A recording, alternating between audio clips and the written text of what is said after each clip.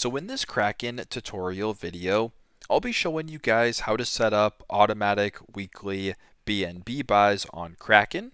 So once Kraken's opened up, I'm going to go to the Explore page at the bottom, and then at the top I'm going to press Search, and I'm going to type in BNB, and then select BNB chain, go to the bottom right, press Buy. Once you're on this page, you can type in the amount that you want to buy per week. So if you wanted to do $20 per week, you type in 20. Right below that, press on one time. Make sure that weekly is highlighted, and then press confirm, and then press on the purple arrow.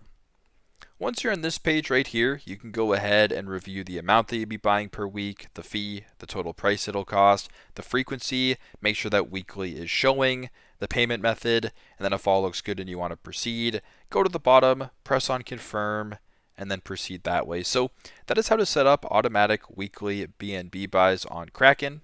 Thanks again for watching, and I hope this video helps.